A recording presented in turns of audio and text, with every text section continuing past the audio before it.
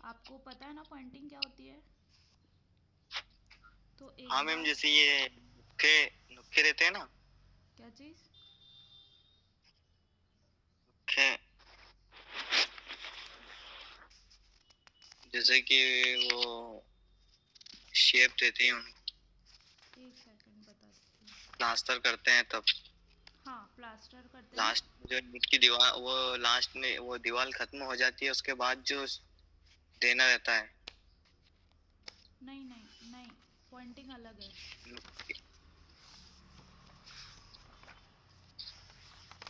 ये देखो, ये दीवार हमारी बनी हुई है ना? हम्म। मतलब इस पे प्लास्टर हो गया है, 3 कोट। हम्म। ठीक है, पहला दूसरा तीसरा। अब बात यह है कि अगर नहीं दीवार पे हमको प्लास्टर नहीं करना है, हमको दीवार का नेचुरल व्यू लेना है। मतलब जैसे क्या, ब्रिक एक एक लगी है, फिर मोटार दिख रहा है, फिर ब्रिक लगी, फिर मोटार दिख रहा है। ठीक है, हमको प्लास्टर नहीं करना है। तो मैंने क्या करा, 2 ईंट को उठाया और मैग्नीफाइंग देखा। मतलब उसको ऐसे साइड में ले जा करके ऐसे देखा, मतलब कहीं दीवार ख़त्म होगी और दीवार को मैं ऐसे देखूंगी खड़े में।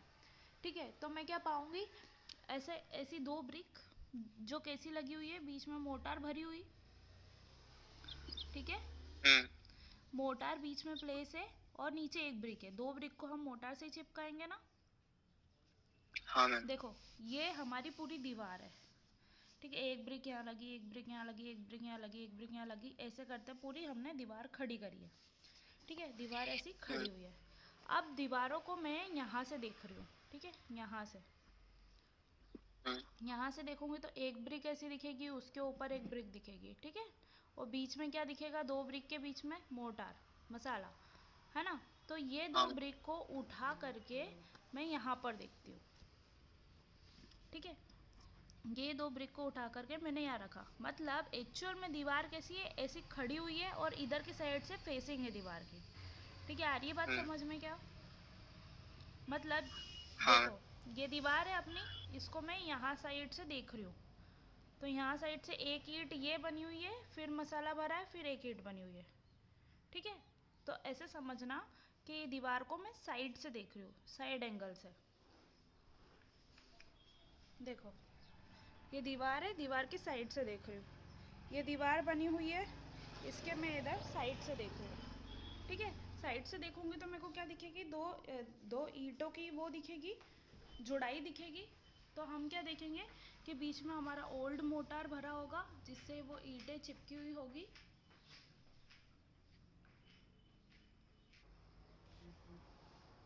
जैसे 2 ईंट के बीच में पहले से ही हमने क्या कर रखा है, मोटार भर के हमने ईंटों को जोड़ रखा है।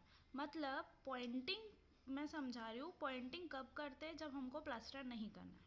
ठीक है, अब दीवार खड़ी हुई है ऑलरेडी, हमने ईंटों को जोड़ रखा है, बीच में हमारा ओल्ड मोटार है, जिससे हमारा क्या है, मसाले के द्वारा ये ईंटें जुड़ी हुई है। अब इसके कॉर्नर्स पे क्या होता है, मसाला सेग्रीगेट होता है, मतलब निकल के अलग हो जाता है। ठीक है, अगर इस दीवार पे प्लास्टर नहीं रहेगा और जहाँ जहाँ पे मसाला लगा हुआ रहेगा, जिस मसालों से हमारी 2 ईंट जुड़ी हुई रहेगी, तो वो खिर करके आता है, मतलब खिर जाता है ना, हाँ मैम, सेग्रीगेट हो जाता है। ये हाँ। तो हो रही है। हम्म, तो उस जगह पे क्या करते हैं हम, पॉइंटिंग करते हैं, झीरियों में मसाला भरते हैं। ठीक है, झीरी मतलब 2 ईंट, मतलब ये समझना ऐसी ईंटों की सीधी लंबी दीवार होगी, 3D में अगर समझते हैं हम तो। ठीक है, फिर उनके बीच में जो हम मसाला भरने की प्रोसेस रहती है, वो होती है पॉइंटिंग। ठीक है, इससे क्या होता है, हमको प्लास्टर नहीं करना है। हमको क्या करना है, प्लास्टर नहीं करना है, मगर हमको इन ईंटों की जोड़ाई को मजबूत करना है। ठीक है, तो उस स्थिति में हम करते हैं पॉइंटिंग। पॉइंटिंग क्या है, एक दिखने के तरीके में सुंदर दिखती है, कि हमारा स्ट्रक्चर कैसा दिखता है, सुंदर दिखता है। मैम, ये भी वो जो प्लास्टर करते हैं उसी क्या चीज़? मोटार से बनाते हैं, हाँ उसी हाँ हाँ, उसी इसका माल से। इसका इसका माल जो, इसका जो मोटर है ना, इसका मोटर थोड़ा स्ट्रेंथ वाला रहता है। मतलब बाइंडिंग मटेरियल थोड़ा ज़्यादा लेते हैं, सीमेंट या लाइम थोड़ा ज़्यादा लेते हैं, और हमारा जो इंसर्टिंग मटेरियल या फिलिंग मटेरियल है वो थोड़ा कम लेते हैं।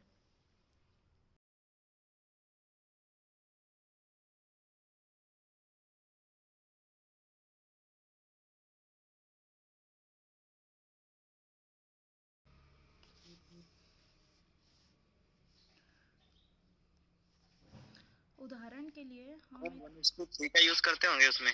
क्या चीज़? 1:3 का वन इज टू मसाला। टू का, 1:2 का और अच्छा, वन और इज भी। टू थ्री का। अगर लाइम भर रहे हैं तो वैसा करेंगे।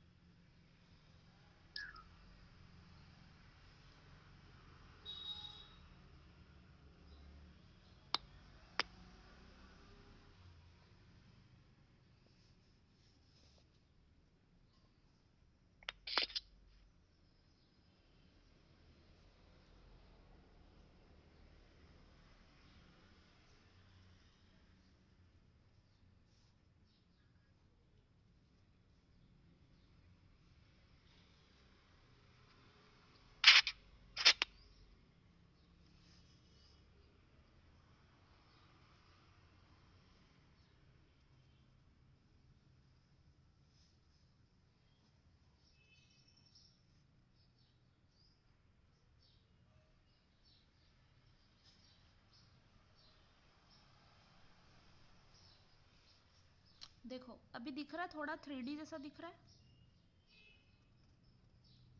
दिख रहा है मैम। है ना?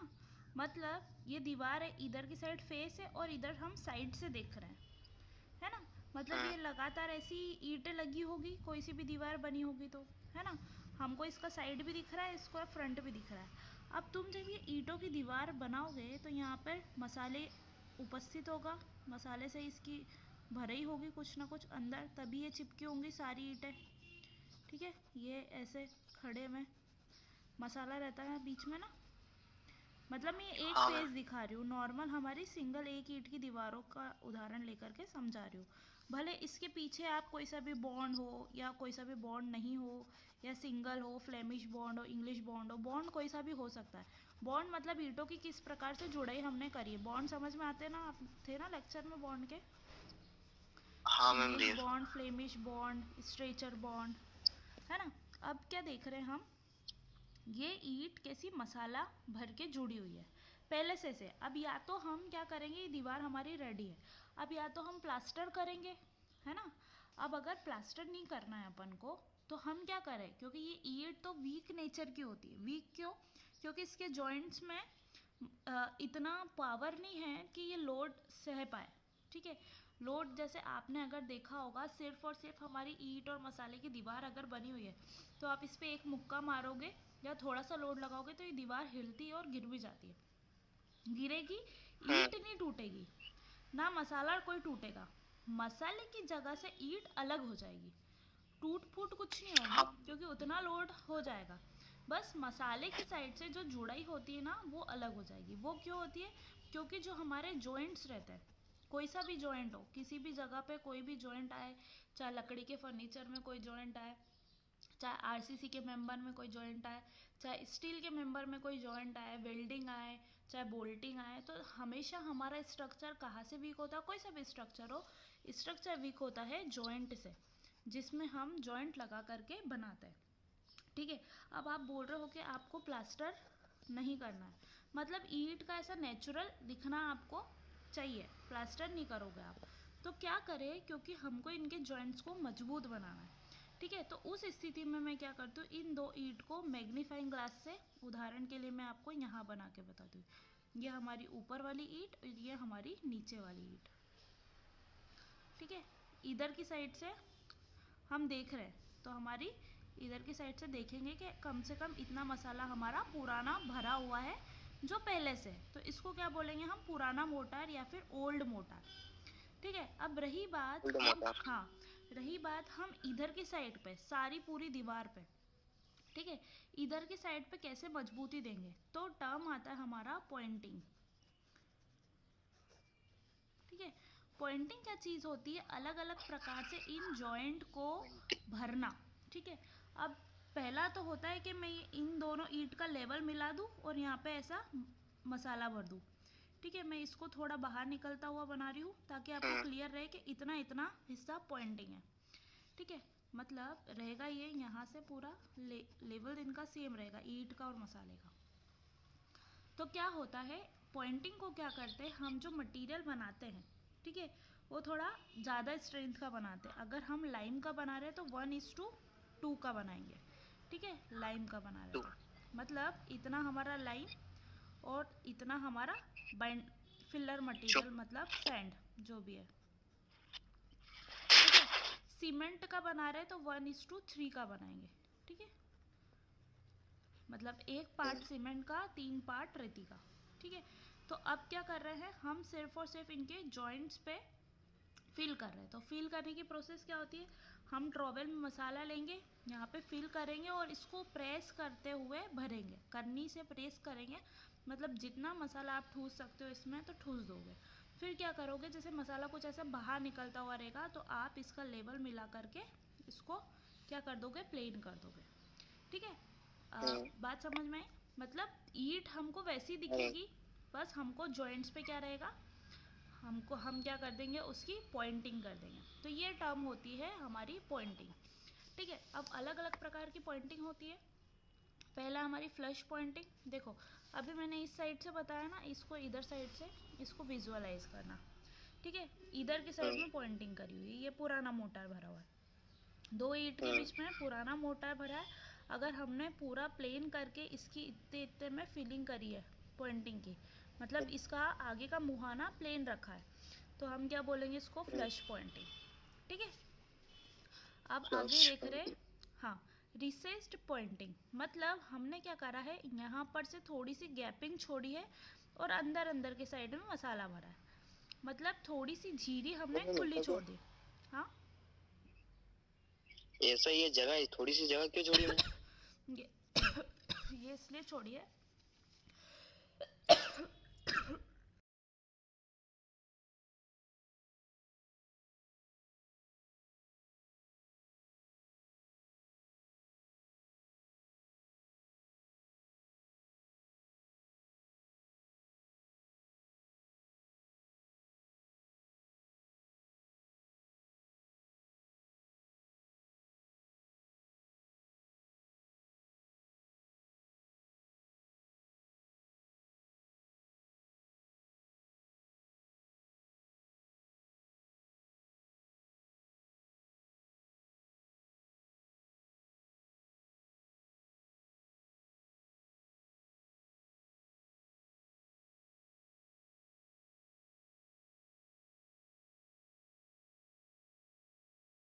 जगह हमने इसलिए छोड़ी है क्योंकि हम जब सामने की ओर से हमारी दीवारों को देखेंगे तो उसमें क्या दिखेगा, थोड़ी सी गैपिंग दिखेगी, मतलब दिखने में कैसे दिखेगी, सुंदर दिखेगी।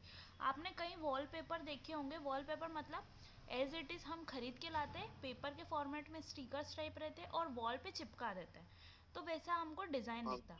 आजकल ऐसे वॉलपेपर आते हैं कि नेचुरल ईंट की जोड़ाई जैसे 3D इफेक्ट देते हैं, 3D दिखते हैं, तो ऐसे वॉलपेपर आते हैं। तो हमारा पॉइंटिंग का उद्देश्य सिर्फ और सिर्फ क्या है, हमारी वॉल को अगर ज़्यादा पैसा खर्च करके प्लास्टर नहीं करना है, अगर अंदर की कोई दीवार हम बना रहे हैं तो उस पर अननेसेसरी हम प्लास्टर करके खर्च नहीं करें, प्लस हम इससे नेचुरल फील लें। नेचुरल फील मतलब हमारी नेचुरल सुंदरता जैसी ईंट लगी होती है उस प्रकार से हमको ये दिखेगी, ठीक है। अब ये हमारी गैपिंग करने का उद्देश्य सिर्फ इतना होता है कि मैं आपको एक गेट दिखा रही हूँ, इसमें आपको गैपिंग दिख रही है, थोड़ा अंदर होते पैनल के बीच में उभरा हुआ और अंदर होता हुआ, तो इसमें कैसा 3D इफेक्ट दिख रहा है ना, थोड़ी सी बाहर निकलते हुए ये पैनल दिख रहा है, ये वाले है दिख ना, रहे हैं ना? हाँ, ये थोड़ा बाहर निकलता हुआ, ये थोड़ा बाहर निकलता हुआ, ये बाहर निकलता हुआ, तो हम क्या करेंगे, इसी ईंटों को ही लगाएंगे और ईंटों में जब मसाला अंदर होते भरेंगे, थोड़ा सा गैपिंग रखेंगे, तो ईंटें कैसी बाहर निकलती हुई दिखेंगी, सारी ईंटें, समझ पा रहे हो। तो सिर्फ और सिर्फ उसका हम क्या कर रहे हैं कि अलग अलग दर्शाने के लिए हमने क्या करी है, ऐसी झीरी करी है, ठीक है। तो ये लुक वाइज अलग दिखती है, देखो अब वो डिज़ाइन उभरी हुई है तो अलग दिख रही है, ठीक है। इसी प्रकार से एक एक ईंट गैपिंग में दिखेगी, क्यों गैपिंग में, क्योंकि आपने ईंट की पूरी लाइन में थोड़ा थोड़ा सा क्या गैप करा है, मसाला थोड़ा दूरी दूरी पर से लगाया है, ठीक है, तो इतनी इतनी कुछ गैप आपको दिखेगी। तो ये हमारी रिसेस्ड पॉइंटिंग करने का एक ही उद्देश्य रहता है कि ये लुक वाइज सुंदर दिखती है, जब पूरी वॉल में ऐसी गैपिंग दिखेगी तो ये ईंट कैसे बाहर निकलती हुई दर्शेगी, ठीक है। आ रही इतनी बात समझ में। फिर हाँ। उसी प्रकार से ये हमने वी शेप बनाया, मतलब ये जो ईंट की जो गैपिंग है इसमें कैसा मसाला अंदर होते भरा है ना, पूरी लाइन में, ऐसे इसमें भी। मैम इसका ऐसा हाँ, क्यों मैम, ये V size V V type बनाना अच्छा और देखो, ये।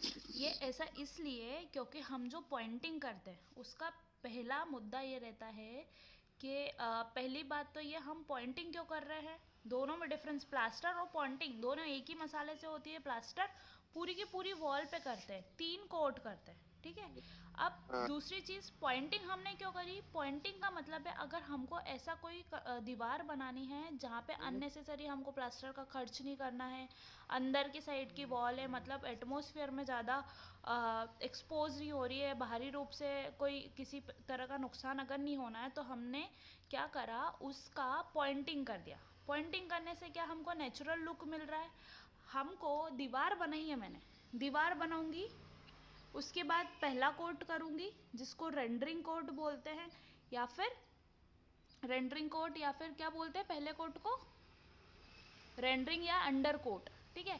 फिर दूसरा कोट करूंगी जो फ्लोटिंग कोट रहता है, फिर तीसरा कोट करूंगी जो क्या रहता है हमारा फिनिशिंग कोट रहता है, ठीक है। 3 कोट करने के बाद में मैं क्या करूंगी, इसकी घिसाई करूंगी, फिर पुट्टी भरूंगी, फिर पुट्टी भरने के बाद वाइट वॉश सफ़ेद हत्ता लगवाऊंगी, फिर दूसरी बात मैं ये येलो कलर लगवाऊंगी। फिर इस येलो कलर के बाद में, अभी मेरे घर में फर्नीचर नहीं बना, अगर फर्नीचर बना तो लकड़ी ठुकवा करके जो भी इंटीरियर बनवाऊंगी वो, या फिर उसके ऊपर एक लकड़ी का पटिया ठुकवाऊंगी, या फिर मेरे को ईंट जैसा दिखने वाला कोई वॉलपेपर लगा दूंगी, ठीक है। हाँ। प्रोसेस आपको समझ में आई, 1 2 3 हाँ। कोट, चौथा पुट्टी, फिर वाइट वॉश, फिर लकड़ी, फिर वॉलपेपर, 7 मैंने प्रोसेस करी उसको ईंट जैसा दिखाने के लिए। मुद्दा समझ में हाँ। आया, पैसा मेरा क्या लगा, ज़्यादा लगा। अगर ये मेरी अंदर वाली दीवार है ना, अंदर वाली जो दीवार मैं दिखा रही हूँ आपको, इस पे अननेसेसरी हमको किसी भी प्रकार का बारिश पानी कुछ भी चीज़ें नहीं आ रही है, कोई मैंने इस पे नल की फिटिंग विटिंग नहीं करी है कि पानी का सीपेज हो, किसी भी प्रकार का प्रॉब्लम नहीं है, तो मैं क्या कर दूँगी, सिर्फ पॉइंटिंग को अच्छा कर दूँगी, तो वो मेरे को क्या नेचुरल इफ़ेक्ट देगा, देगा कि नहीं। ईंट जैसा दिखने वाला वॉलपेपर लगाने के लिए मेरे को इतने सारे तामझाम नहीं करने पड़ेंगे। डिफरेंस समझ में आ रहा है। मगर ये प्लास्टर जितनी वॉल, जितना हमारा स्ट्रेंथ या ताकत इस वॉल में नहीं रहती है। आई बात समझ में। ऐसी कोई वॉल हाँ मैं। बनाना है अपन को नॉर्मली दिखावटी पर्पस से, या फिर एस्थेटिक पर्पस से, या फिर आर्किटेक्चरल व्यू से, तो हम इसकी और बढ़ेंगे। यूजुअली इसको नहीं अपनाया जाता है, कहीं भी इनको नहीं अपनाया जाता। अगर आपको गार्डन की कोई सी वॉल बनानी है, सेल्फी पॉइंट बनाना है, ऐसे ही कुछ नॉर्मल सा कंस्ट्रक्शन करना है जिसमें आपको पैसा भी खर्च नहीं करना है, और एक आई, मतलब आई अट्रैक्शन रहे, मतलब जैसे आई ठहर जाए, ऐसा कुछ बनाना है तो आप वैसा कर सकते हो।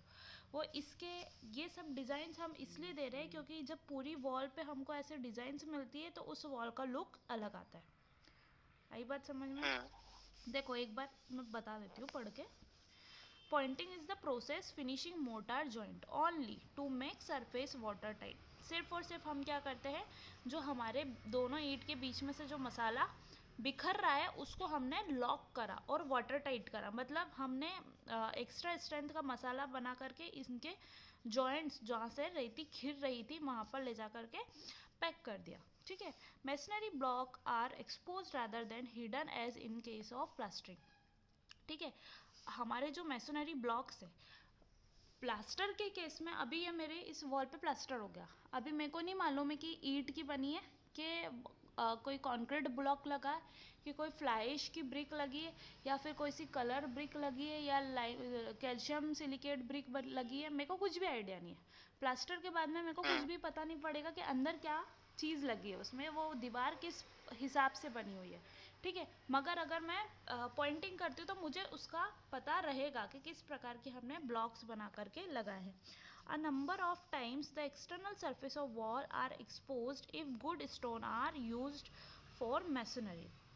Sometimes pointing may be done just economize the construction. कुछ टाइम हम इसको अपनाते हैं काय के लिए, हमारे स्ट्रक्चर को किफ़ायती बनाने के लिए, ठीक है। For pointing the joints are raked to depth of 10 to 20 mm. 10 से 20 mm का ये जो हमारा जॉइंट है इसको हम फील करते हैं, ठीक है, वो कहलाता है हमारा pointing. After which they are filled with the richer mortar. Richer mortar क्यों बोला, क्योंकि हम इसका जो मोटर बनाते हैं थोड़ा सा ज़्यादा स्ट्रेंथ का बनाते हैं, ठीक है। ये आपने 1:2 और 1:3 देखा जो richer motor. The mix proportion used in 1:2 for lime motor, 1:3 for cement motor. अब इसमें हम अगर लाइम का मोटर बना रहे हैं तो हम कौन सा लाइम यूज़ करेंगे, हमारा फेट लाइम यूज़ करेंगे, ठीक है। Outline। हाँ, सबसे पहले हम क्या करते हैं, ये जो हमारे जो कोने हैं जहाँ पर हमको पॉइंटिंग करनी है उसकी डस्ट रिमूव करनी पड़ती है ब्रश से। फिर क्या करना पड़ता है फेट लाइन वो पानी नहीं के संपर्क में आने से फूलता है। नहीं, फेट लाइम सबसे पहला वाला नॉर्मल लाइम था जो लाइम स्टोन से हमने बनाया था, चूना पत्थर से बनाया था, वो हाइड्रोलिक लाइम था, वो दूसरा था। ये फूलता कब है, जब स्लेकिंग की प्रोसेस होती है, फिर तो ये नॉर्मल हो जाता ना। स्लेकिंग की प्रोसेस के दौरान ये अपना वॉल्यूम में बढ़ोतरी करता है, ठीक है, मतलब इंक्रीज करता है, ठीक है। अब पॉइंटिंग के प्रोसेस को कैसे करते हैं, सबसे पहले हमने इनको रिमूव कर लिया डस्ट को, क्योंकि पहले से हमारी वॉल बनी हुई है, ठीक है। डस्ट को रिमूव करा ब्रश से, फिर वॉश करा वाटर से, और इसको कुछ घंटे के लिए ऐसे ही छोड़ दिया, ठीक है। Motor place in the joint, small trowel से हमने इसमें मोटार फील करना स्टार्ट करा, और धीरे धीरे हमने इसको प्रेस करा, मतलब दबाया मोटार को, है ना। इन case of cement motor watered for the, फिर क्या करा हमने, इन सारे जॉइंट को जब सेट हो जाते हैं तो अगर लाइम का मोटर आप भर रहे हो तो 3 दिन तक क्यूरिंग करोगे, तरी करोगे, और अगर आपने उसका मोटर भरा है, सीमेंट का मोटर भरा है, तो आप 10 दिन तक इसकी तरी करोगे, ठीक है। समझ में आया ये? दोनों में मैं डिफरेंस बताऊंगी, फिर आपको और अच्छे से क्लियर होगा प्लास्टरिंग और पॉइंटिंग में।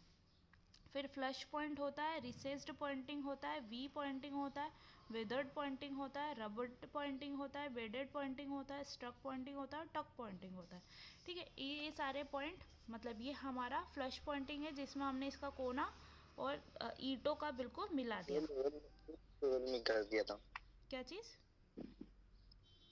हाँ मैं फ्लश पॉइंट में ईंट मतलब दोनों ईंट के बीच में जो गैप थी उसको एक को समतल रिकवर बनाया, हाँ।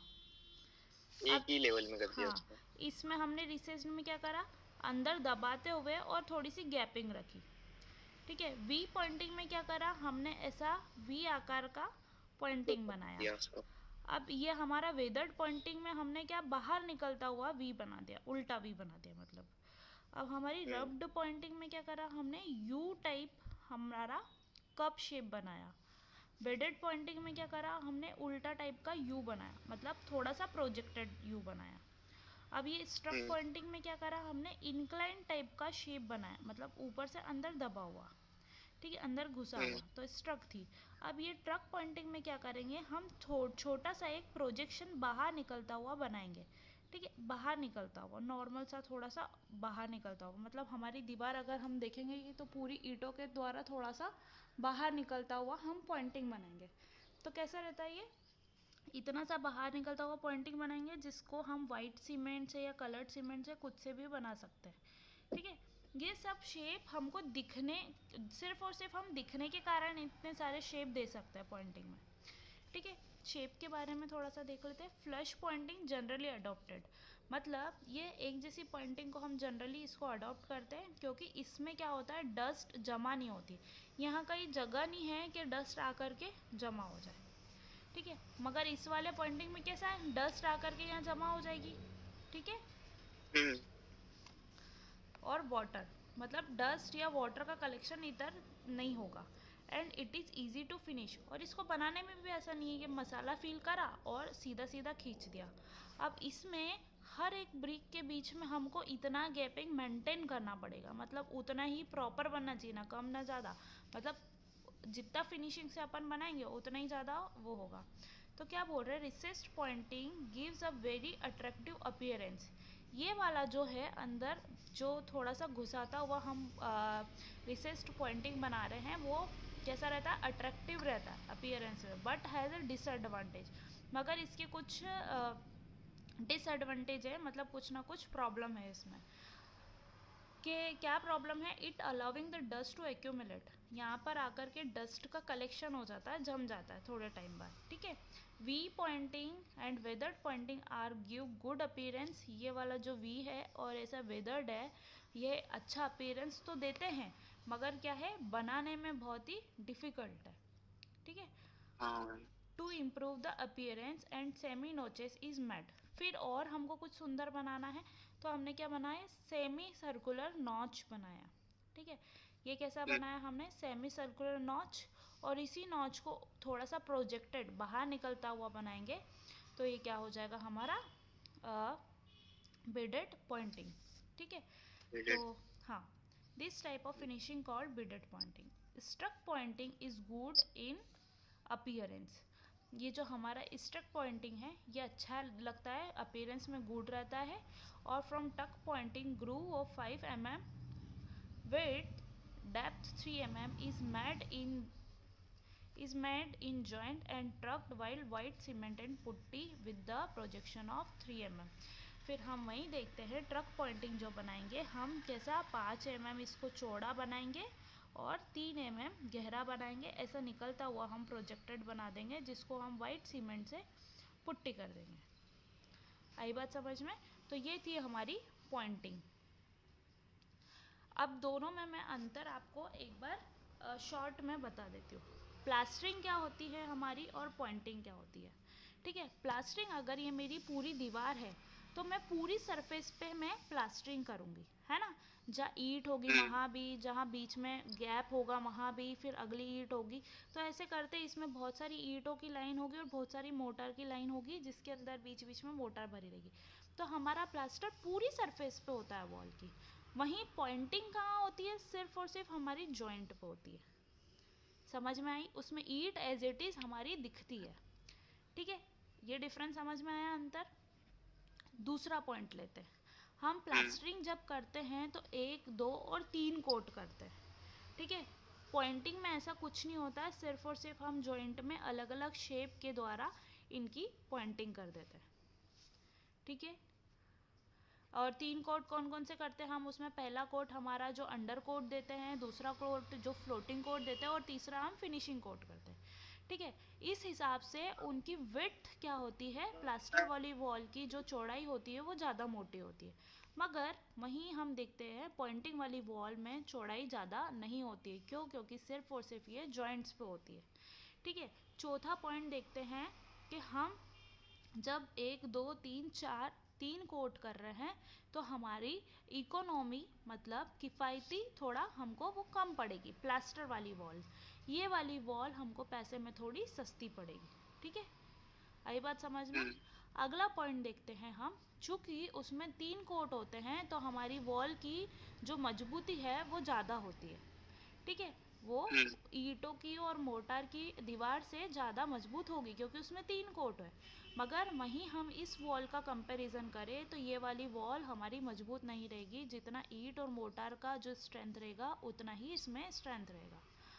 दिखने की बात करते हैं तो हमारी वो वाली वॉल नॉर्मल दिखेगी, हम उसमें गैस नहीं कर सकते कि अंदर ईंट की दीवार बनी है कि फ्लाई ऐश की ब्रिक की दीवार बनी है कि कंक्रीट की दीवार बनी है, हम प्लास्टर में नहीं पता कर पाते, ठीक है।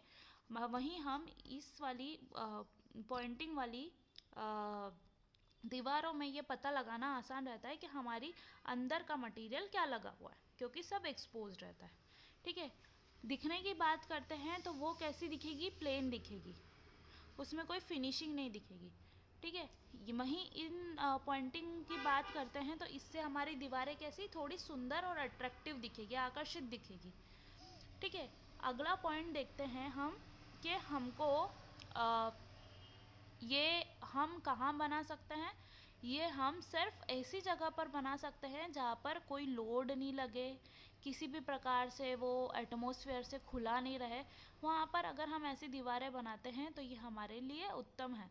मगर अगर ऐसी जगह पे हम ये दीवारें बना देते हैं जहाँ पर एटमॉस्फेयर से सारे इफ़ेक्ट आते हो या फिर उस पे कोई प्रकार का लोड लग रहा है वो उस वॉल पे, तो वहाँ हम इन दीवारों को नहीं बना सकते। क्यों? क्योंकि इसमें मजबूती नहीं रहती है।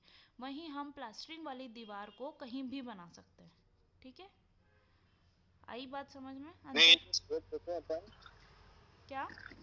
ये जो इसमें शेप देते हैं, ये प्लास्टर बाद ही होता है ना शेप देना का काम? ये वाला शेप? हाँ, ये जो करते हैं ये प्लास्टर होने के बाद ही होता है ना? मैं नहीं नहीं नहीं, प्लास्टर होता ही नहीं है इन दीवारों पे। मतलब अच्छा, डायरेक्टली कर। हाँ, डायरेक्ट ही हम इसमें पॉइंटिंग करेंगे।